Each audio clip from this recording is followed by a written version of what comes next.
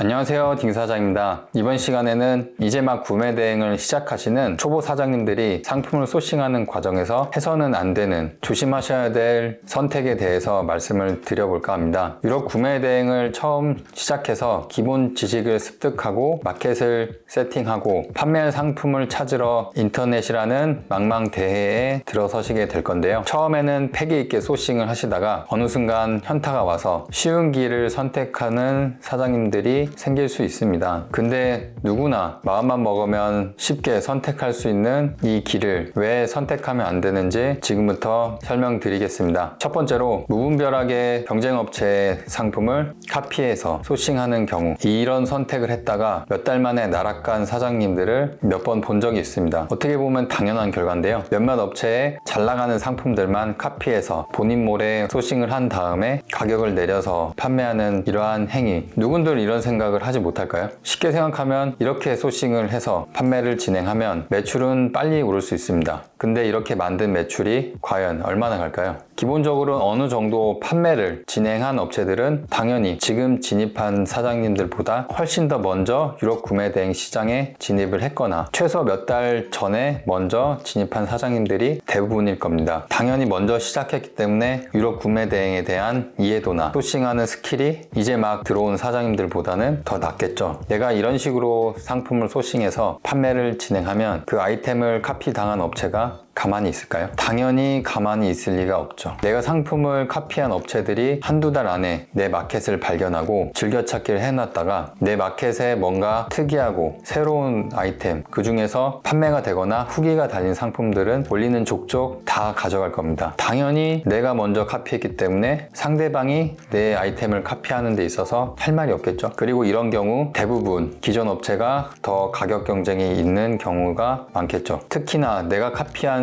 상품들을 올린 업체가 유럽 현지 업체다. 그러면은 그냥 게임이 끝납니다. 두 번째로 조심해야 될 선택은 무지성으로 하는 최저가 경쟁입니다. 첫 번째 말씀드린 항목과 어떻게 보면 비슷한 맥락에 있다고 할 수 있는데요. 내가 찾은 상품을 이미 다른 사람이 판매를 하고 있거나 경쟁이 어느 정도 붙어 있는 제품인 경우 내가 처음 진입하는 입장에서는 가격을 먼저 후려쳐야 많이 팔린다고 생각을 하실 수가 있습니다. 처음에는 답답한 마음에 그러실 수가 있는데 이렇게 하시면 같이 망하는 지름길로 가는 겁니다. 엄연히 말하면 나만 망하는 길이죠. 왜냐하면 기존 업체들은 이미 다른 아이템들도 많이 있기 때문에 가격 경쟁이 붙었을 때는 나만 손해를 보게 되는 상황이 발생이 될 수밖에 없습니다. 그럼 어떻게 해야 되냐? 이 구매 대행 시장에서 가격 경쟁이 굉장히 중요하긴 합니다만 꼭 최저가가 아니더라도 판매할 수 있는 방법은 많이 있습니다. 기본적으로 여러 마켓을 갖고 판매를 하면 해당 마켓들에서 자체적으로 진행하는 제휴 할인 이런 것들을 통해서 내가 굳이 최저가로 상품을 올리지 않더라도 판매가 될 수 있고요.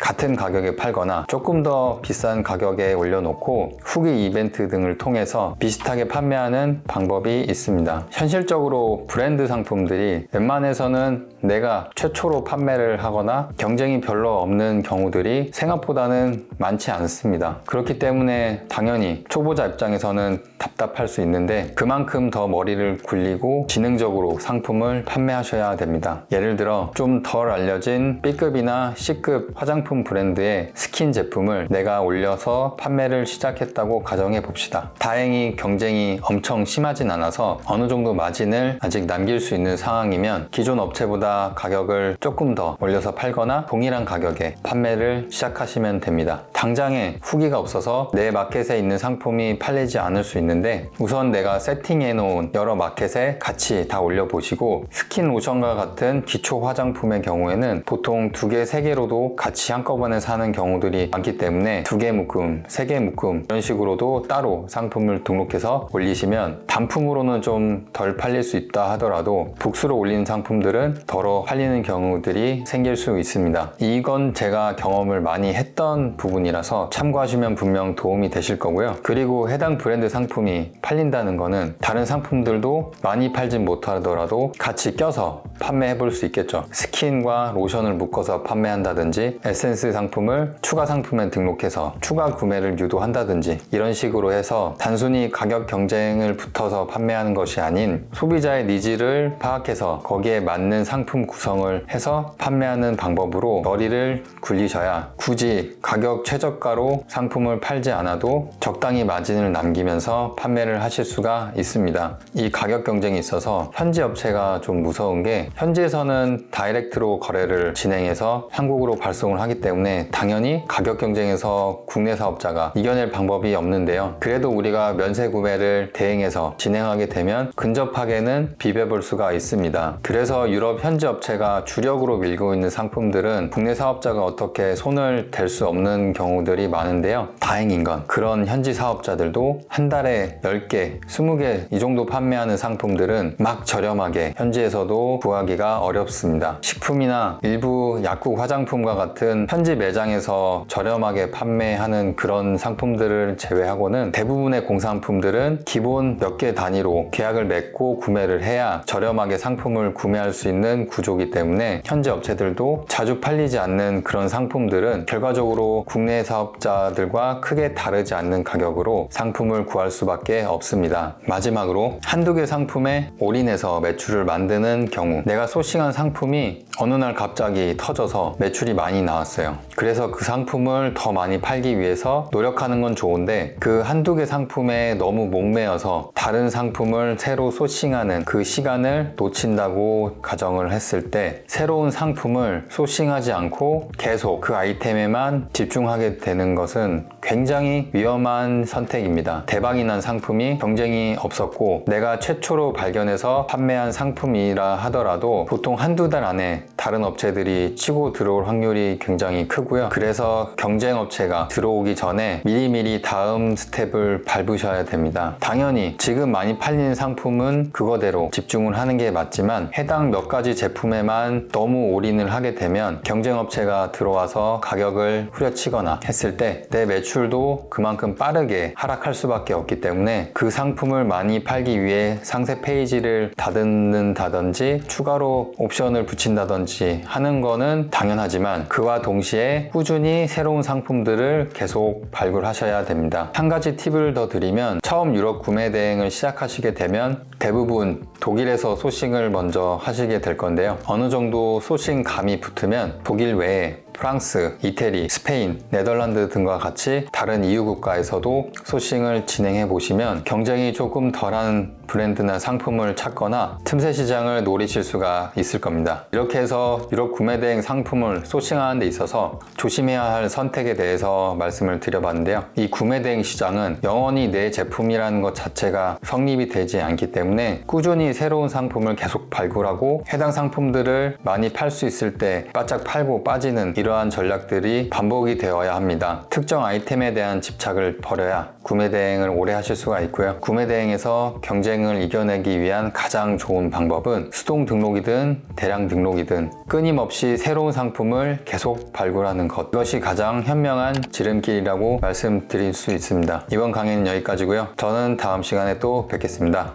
감사합니다.